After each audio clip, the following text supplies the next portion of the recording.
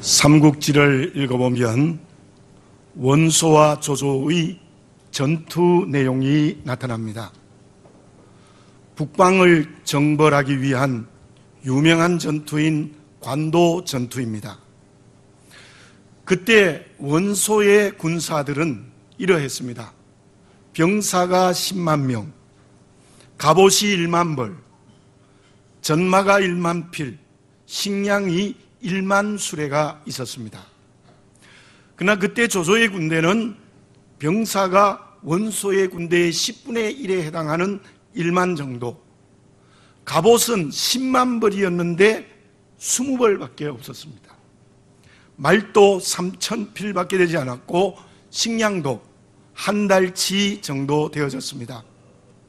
군사력과 군량미를 대개 그 능력을 조사해보면 조조의 군사적 능력은 원소의 10분의 1도 안 되었습니다. 그때 원소가 참모들과 의논을 했어요. 어떻게 전투하면 좋겠느냐. 그랬더니 신배와 봉기는 단기전을 하자 하고 저수와 전통은 장기전을 하자고 제안을 했습니다.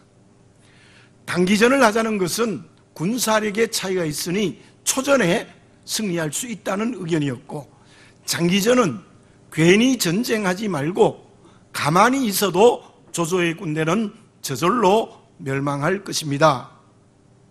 그런데 원소는 인간적으로 신배와 봉기가 친했기 때문에 신배와 봉기의 말을 듣고 단기전을 결정합니다. 그때 저수와 전통이 무릎을 꿇고 이렇게 아뢰었습니다. 주군, 단기전은 매우 위험합니다. 다시 생각하여서 장기전을 하는 게 이 전투에서 승리할 수 있겠습니다. 그랬더니 원소는 화를 버럭 내고 그 두 사람을 감옥에 가두어 버렸습니다. 결국 단기전으로 총력전이 벌어졌는데 원소의 참모인 허유가 배신을 합니다. 그로 말미암아서 원소의 그 많은 군대와 군량미와 능력으로 완전히 패배해버리고 말아요. 장기전을 선택했다면 저절로 승리했을 터인데 단기전을 결정했다가 완전한 참패를 하게 됩니다. 우수한 능력과 군사력이 있었지만 조조의 군대의 10배가 넘는 힘으로도 대패를 했다는 것입니다. 그로 인하여서 원소는 시름시름 앓다가 생명을 잃어버리고 죽습니다.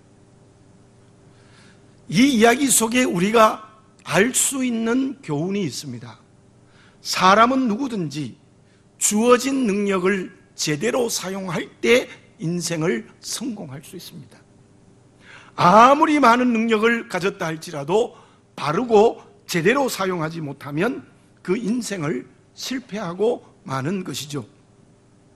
하나님의 자녀가 되어 살아가는 우리들은 어떠해야 하겠습니까? 본문의 노래를 찬양하는 다윗의 상황이 어떠했습니까? 시편 57편 제목 뒷부분에 보면 이런 말씀이 있어요. 다윗이 사울을 피하여 굴에 있던 때에. 이 시편 57편의 노래를 부른 것은 다윗이 사울의 손을 피하여 엔게디 굴에 숨어 있었을 때였습니다.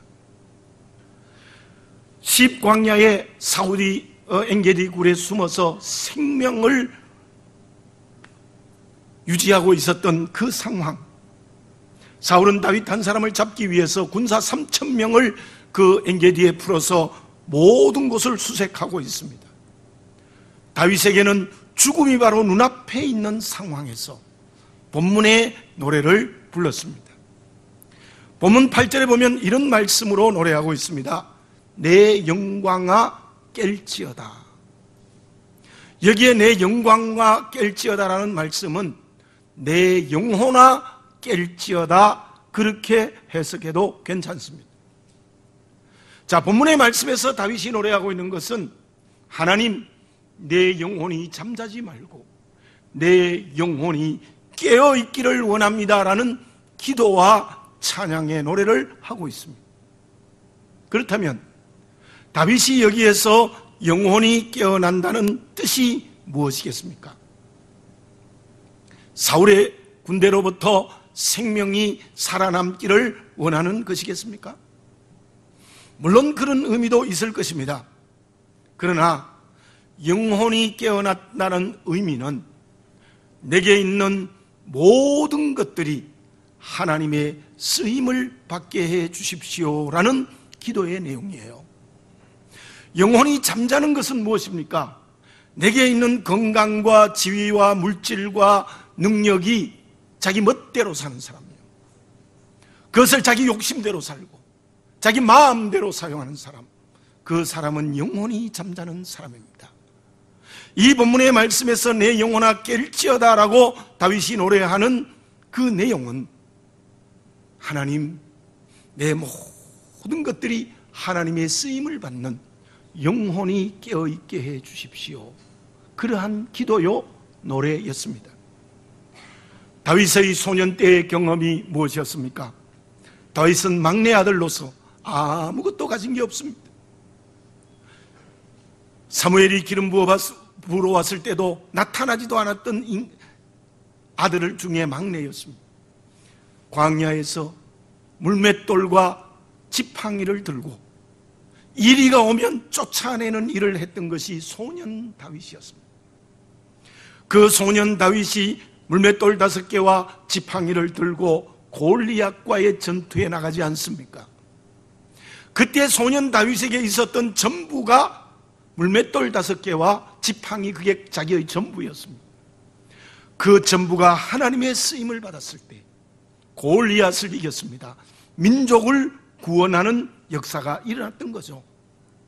다윗은 그런 경험을 아마 되살리면서 하나님, 내 영광과 깰지어다, 내 영혼이 깰지어다, 내게 있는 모든 것이 하나님의 쓰임받기를 원합니다. 내게 있는 모든 것 내 마음대로 사용하지 않게 해주십시오라는 간절한 기도입니다. 아무리 많은 능력이 있어도 하나님의 쓰임을 받지 않으면 필요 없습니다. 도리어 그 많은 능력으로 인생을 패배하고 마는 겁니다. 그러나 내게 많든지 적든지 크든지 작든지 간에 어떤 능력이든지 하나님의 쓰임을 받으면 그게 영혼이 깨어나는 사람이고 그 사람을 통하여 하나님의 큰 역사가 일어난다는 것입니다. 바울에게는 헬라 철학의 정통한 지식이 있었습니다. 바울이 헬라 철학의 정통한 지식이 하나님의 쓰임을 받아서 열쇠 서신을 썼던 거예요. 바울의 열쇠 서신의 말씀에는 헬라 철학적 방법이 동원되어져 있어요. 그래서 구원론도 말하고 교회론도 말하고 거기에 심오한 교리가 있습니다. 베드로 못합니다. 다른 제자들 못합니다. 바울만이 그 열쇠 서신을 쓸 수 있었던 거예요. 왜요? 자기가 가지고 있는 지식, 헬라 철학적 능력이 하나님의 쓰임을 받았을 때 오늘 우리가 하나님의 말씀으로 읽는 열쇠 서신이 쓰여졌던 것입니다. 고운 베옷을 입은 부자, 권력을 가졌던 유다와 이스라엘의 왕들, 그들은 모두가 다 하나님의 쓰임을 받지 못했습니다. 권력이 있고 물질이 많았지만 결국 그들은 자기 멋대로 사용하다가 비참하게 최후를 맞이했던 것을 너무나 잘 알고 있습니다. 지금 휴전선에서는 남북이 포탄이 오고 가고 있습니다. 정말 어제는 전쟁의 위기가 바로 눈앞에 있을 것 같은 위기감을 우리 모두가 가지고 있었습니다. 그러한 포탄 소리에 저와 여러분 하나님이 주시는 음성을 들어야 합니다. 내 영혼이 깨어나야 됩니다. 내 영혼이 잠자면 안 된다는 거예요. 저와 여러분에게 하나님은 지금 말씀하고 계십니다. 다윗의 노래를 통하여서 내 영혼아 깰지어다. 민족을 구원하는 길도 내 영혼이 깨어나는 것입니다. 내 모든 것이 하나님의 쓰임을 받고 있느냐, 내 모든 것을 내 마음대로 사용하고 있느냐가 영혼이 잠자고 깨는 걸 결정하는 것입니다.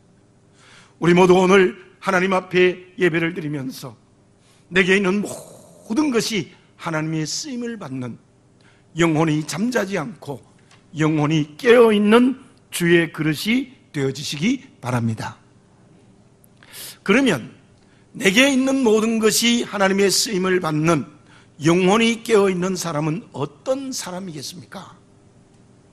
지난 17일이 장준하 선생이 포천의 약사봉 산행을 하다가 떨어져 죽었다고 하는 지 40년이 되는 날입니다. 의문의 죽음으로 이 세상을 떠난 것 때문에 지금도 서로 그 일 때문에 많은 말들이 오고 가고 있습니다. 장준하 선생은 한국신학대학을 졸업했습니다. 그래서 아마 진보적인 생각을 가졌을지 몰라도 제가 그분의 책을 읽어보면 굉장히 보수적인 측면이 있습니다. 깊은 기독교 신앙인으로서 그 당시에 술과 담배를 전혀 하지 않았습니다. 돌베개라는 수기를 썼는데요, 그 돌베개라는 수기에 보면 학도병으로 일본군에 징집이 되어졌다가 중국 신저우에서 그 일본군에서 탈출을 해요. 그리고 대한민국 임시정부가 있는 곳까지 6천리입니다. 6천리를 걸어서 간 체험을 쓴 글이 돌베개라는 그의 수기입니다. 결국 그는 김구 선생까지 찾아가서 비서실장이 되는데요, 그는 눈보라치는 벌판을 지나면서 얼어 죽지 않기 위해서 같이 했던 김준엽 동지와 얼싸안고 하나님께 기도한 게 돌베개의 내용입니다. 그는 그 돌베개라는 이름을 왜 지었는가 하면 야곱이 루스 땅 베델에서 돌베개를 배웠을 때 하나님의 천사가 오르락내리락 했던 그 응답을 바탕으로 해서 그 수기의 이름을 돌베개라고 했던 것입니다. 그때 그는 이런 기도를 했다고 합니다. 죽음의 자리에서 살려주십시오가 아니라 다시는 후손들에게 부끄러운 역사를 남기지 않게 하여 주시옵소서. 그런 기도를 하나님께 드렸다고 합니다. 장준하 선생이 드린 벌판에서의 눈물 어린 처참한 기도, 그리고 루스탕 베델에서 야곱이 아버지에게 쫓김을 당해서 아무것도 가지지 않고 비참한 자리에서 드렸던 기도, 그 돌베개는 그 모두가 다 하나님 앞에 죽음의 자리 앞에서 드린 기도였습니다. 오늘 본문의 말씀 8절을 제가 다시 한번 읽어보겠습니다. 내 영광아 깰지어다, 비파야 수금아 깰지어다, 내가 새벽을 깨우리로다. 비파야 수금아 깰지어다. 다윗은 비파와 수금을 칠 때에 사울에게 있는 악신이 떠나가는 능력의 역사가 일어나는 게 비파와 수금이었습니다. 그리고 그 다음 말씀이 새벽을 깨우리로다라는 기도를 하나님께 드리고 있습니다. 엔게디 굴에서 이제 죽을지도 모르는 운명 속에서 그가 처절하게 기도하고 난 다음에 드린 기도가 무엇인가 하면 비파야 수금아 깰지어다, 내가 새벽을 깨우리로다. 그것은 이 죽음의 자리에서 구원해 달라는 내용의 의미가 어떤 의미에서나 아닙니다.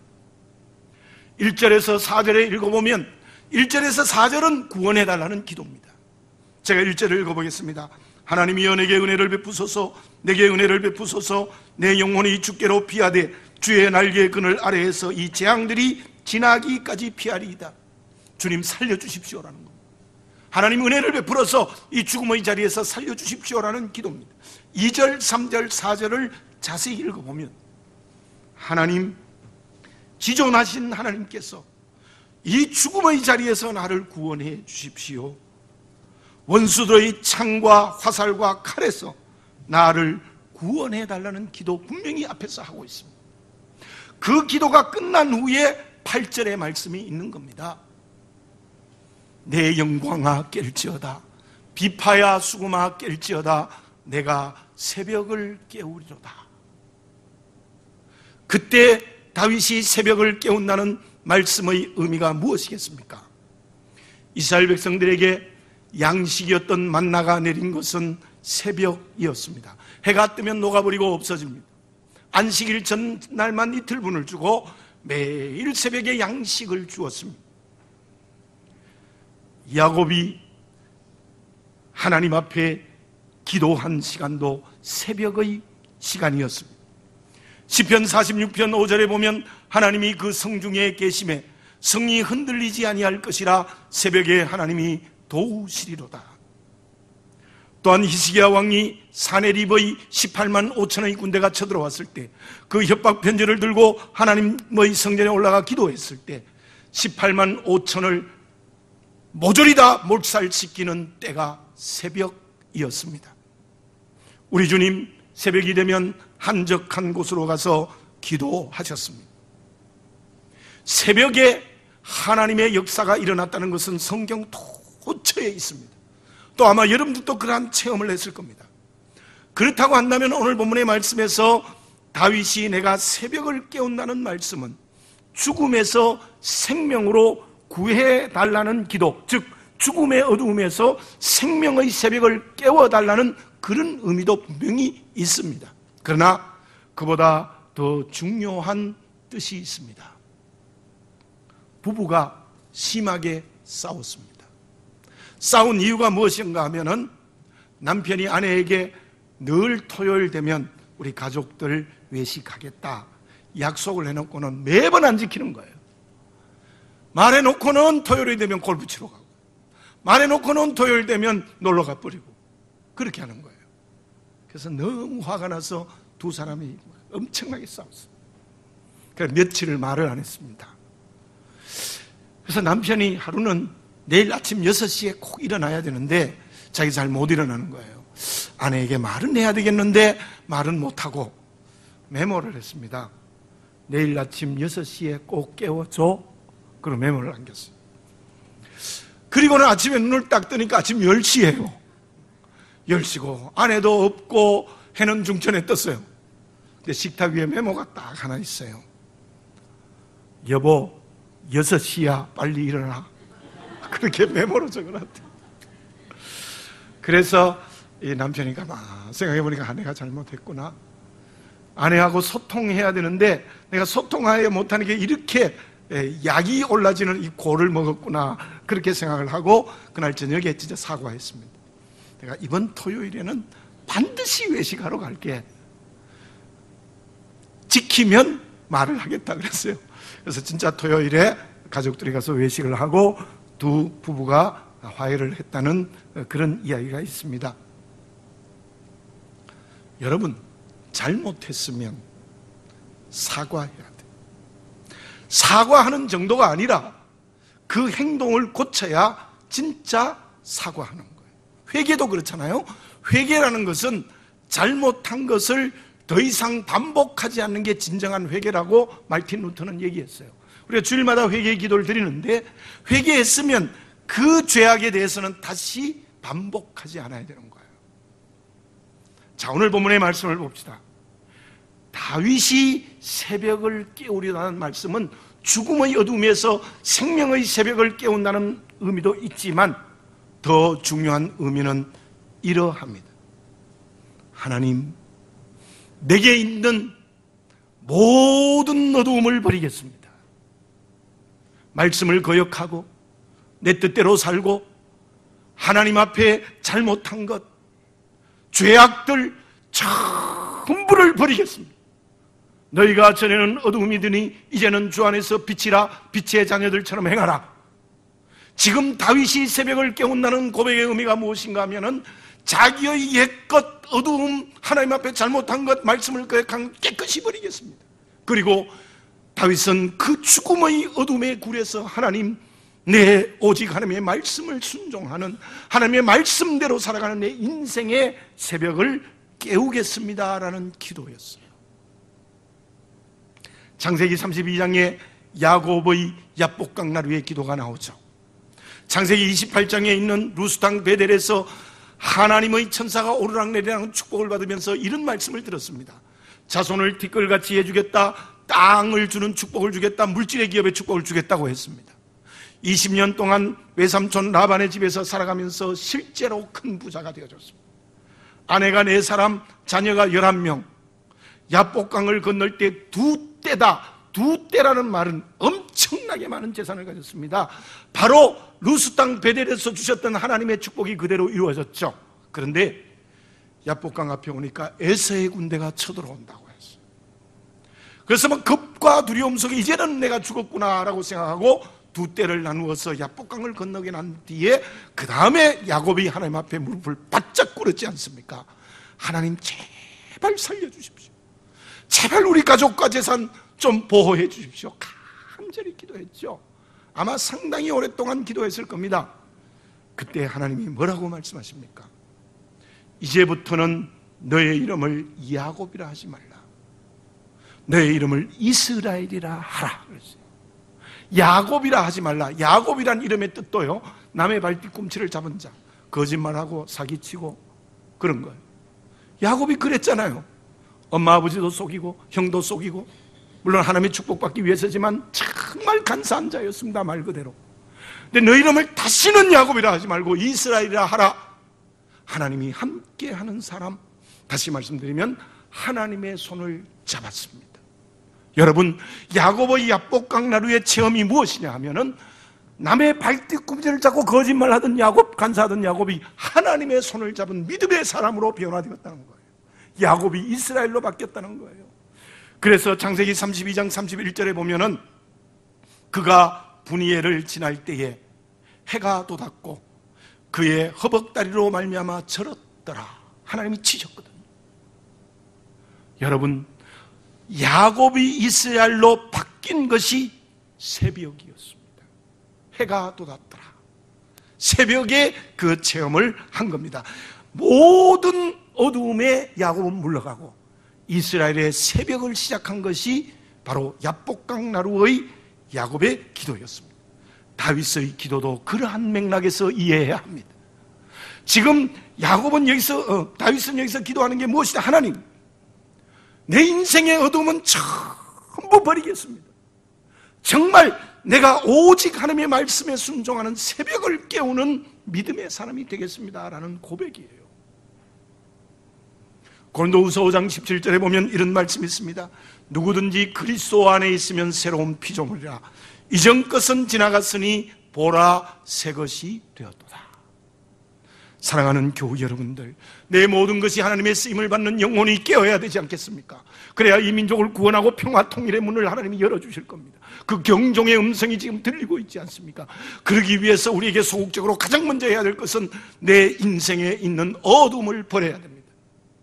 죄악과 말씀을 거역하고 교만하고 미움과 시기와 질투가 가득 찬 이 모든 어둠을 버려야 됩니다. 그리고 정말 내게 새벽이 오는, 새벽을 깨우는 하나님의 말씀대로, 하나님의 뜻대로 하나님에게 헌신하고 충성하는 그릇이 되는 인생의 새벽을 깨우는 시간이 되어져야 될 줄로 믿습니다. 그때 우리는 우리의 모든 것이 하나님의 쓰임을 받는 영혼이 깨어나는 그리스도인이 될 수 있는 줄로 믿습니다. 그러면 인생의 모든 어둠에서 자유하여 하나님의 말씀대로 사는 새벽을 깨우는 사람은 어떤 덕목을 가지고 있어야 되겠습니까? 언브로큰이라는 책이 있습니다. 우리나라에서 번역되기도 했고 영화로도 상영되어서 많은 인기를 누렸던 영화입니다. 그 책의 내용은 루이스 잠페린이라는 사람이 실제로 겪은 수기를 기록한 책입니다. 잠페린이는 어릴 때부터 사고뭉치여서 소년 때 감옥에 들어간 경험도 있었어요. 근데 19살 때 달리기를 잘한다는 게 발견되어서 올림픽 국가대표가 되기도 했어요. 그런데 태평양 전쟁이 발발하면서 항공대를 졸업했기 때문에 폭격기를 탔다가 비행기가 추락함으로 말미암아 바다에서 표류하다가 일본군에게 잡혀요. 그리고 일본군에게 모진 고문과 어려움을 당합니다. 10사람 중에 9사람은 죽었대요, 그때. 그러나 그는 거기에 살아남았는데 특히 와다나베라는 하사관이 얼마나 극심한 고통을 줬는지 쇠바클로 머리를 쳐서 피가 흐르게까지 했대요. 이제 전쟁이 종전하고 제대를 했는데 이 잠페리니는 정신병으로 고통을 당했습니다. 꿈에 이 와다나베가 나타나고 자기를 고문했던 경비병이 나타나고 견딜 수가 없었어요. 자살을 하려고도 했어요. 그러다가 한번 아내가 이런 말을 합니다. 여보, 교회에 한번 가봅시다. 교회에 한번 가봅시다. 기도합시다. 교회 가서 예배를 드리면서 태평양에 표류할 때에 기도했던 게 기억이 났어요. 하나님, 살려만 주시면 영원히 당신을 섬기겠습니다.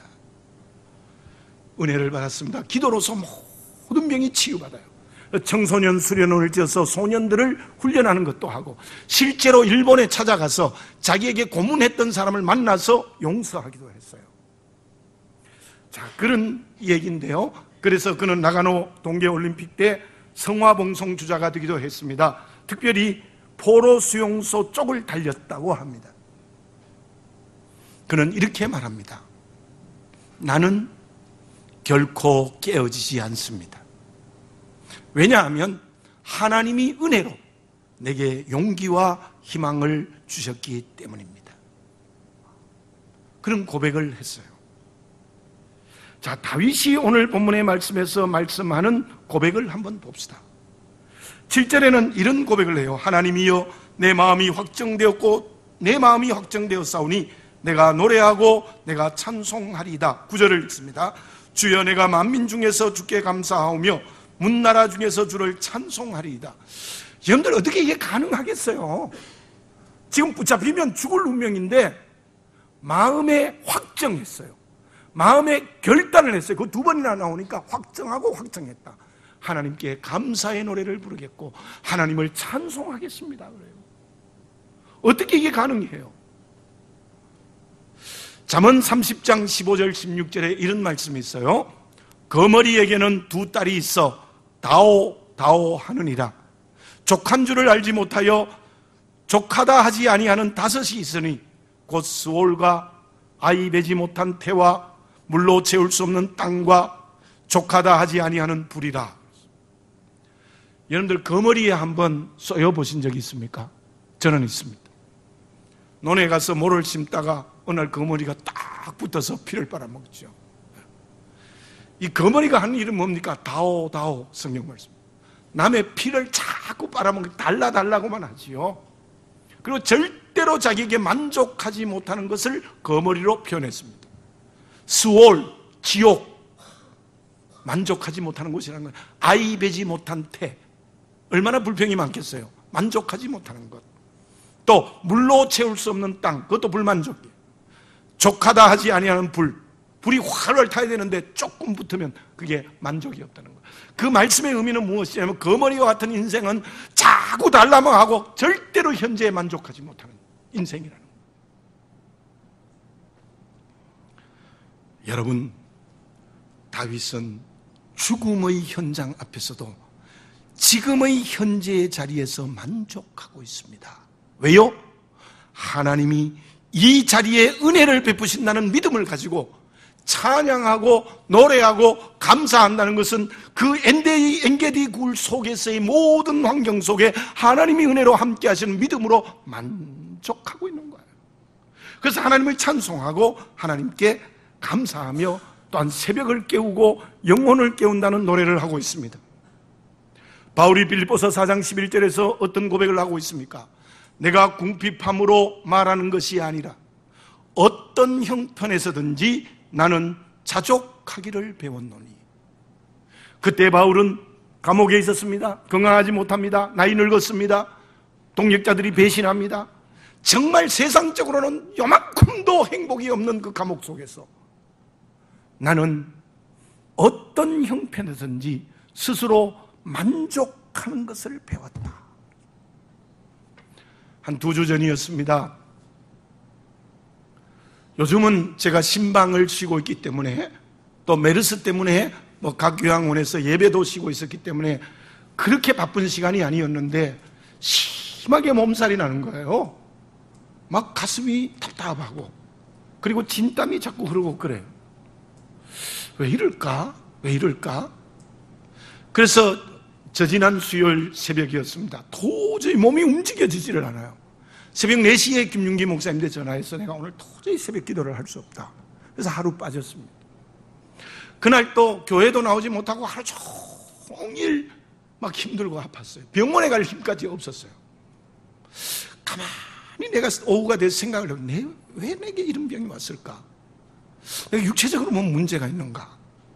그러면서 제가 생각되어진 게 있습니다. 제가 한동안 많이 신경 쓴 문제가 있었어요. 너가 지금 목회의 현장에 만족하느냐? 정말 불평했습니다. 제가 새벽 기도에 나와서 하나님 이럴 수 있습니까? 라고 막 항변을 했거든요. 결국 제가 저를 진단하기로 그 병의 원인은 영적인 병이었습니다. 제가 침대에서 무릎 꿇고 눈물 흘리며 회개했습니다. 정말 회개했습니다.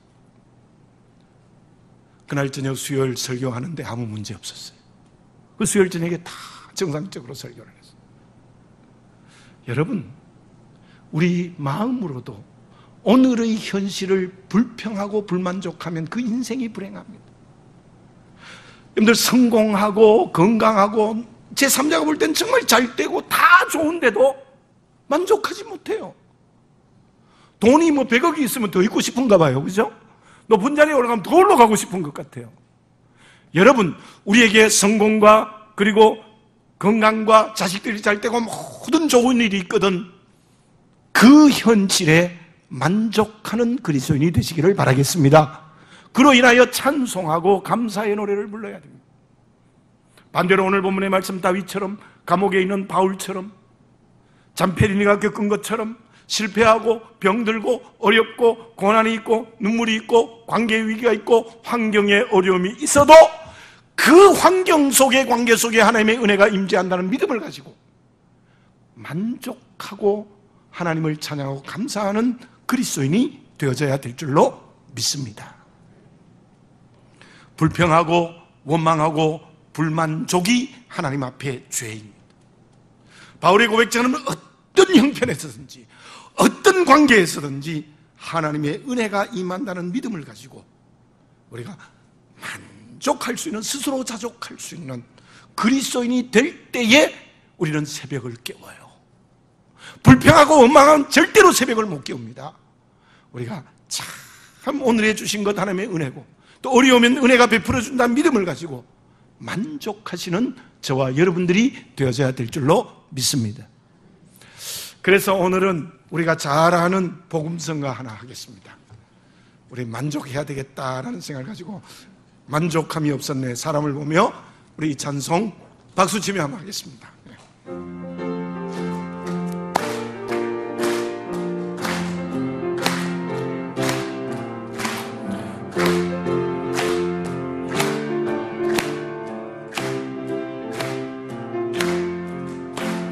사람을 보며 세상을 볼 때 만족함이 없었네.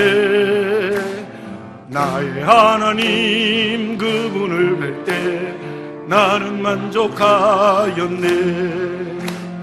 저기 빛나는 세상을 보라. 또 저기 서 있는 산을 보아라. 전지으신 우리 여호와 나를 사랑하시니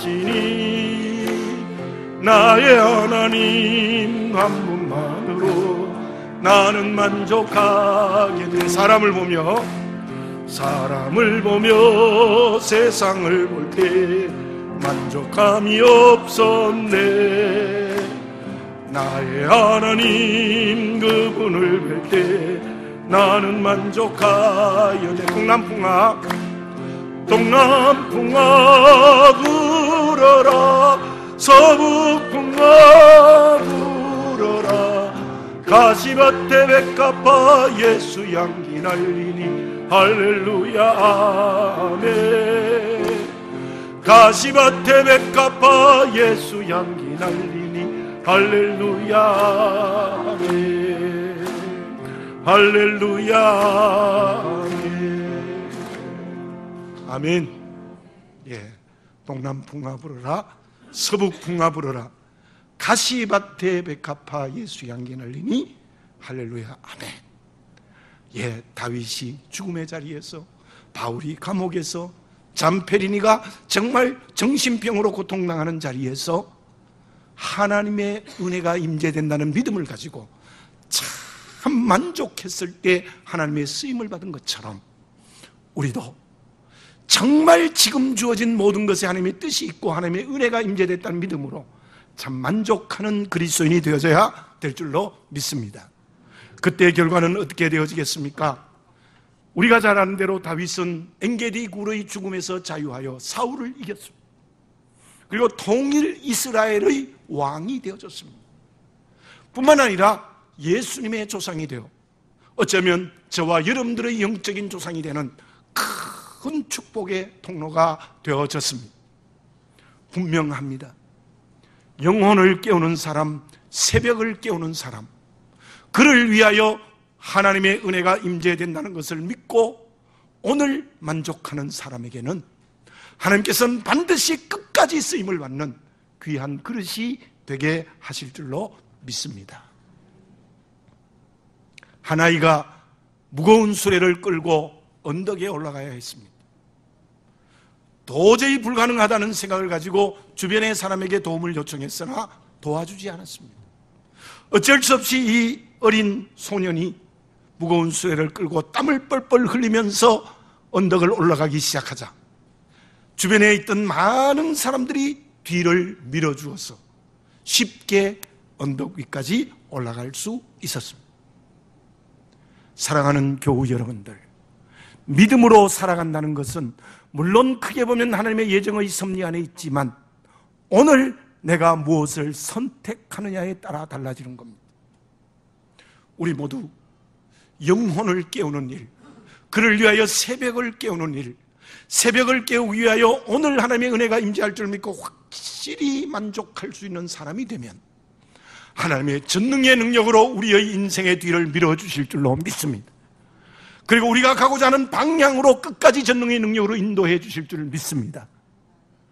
그때에 남북의 문제도 해결해 주실 것이고 민족을 구원할 것이고 역사를 새롭게 하시는 하나님의 쓰임받는 귀한 그릇이 되게 하실 줄 믿습니다. 기도드리겠습니다. 사랑하는 아버지 하나님, 저희들은 내 모든 것이 하나님의 쓰임을 받는 영혼이 깨워져 있는 그릇입니까? 그를 위하여 어둠을 버리고 생명의 새벽을 깨우고 있습니까?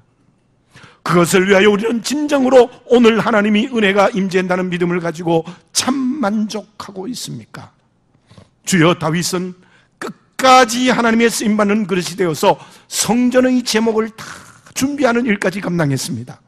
주여, 인생의 행복은 하나님의 쓰임받는 곳에 있는 줄 믿습니다.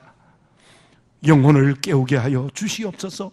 새벽을 깨우게 하여 주시옵소서. 그 깨움을 위하여 오늘 주실 은혜 앞에 만족하여 찬송하며 감사의 노래를 부르는 저희들이 되게 해 주시옵소서. 예수님의 이름으로 기도드립니다. 아멘.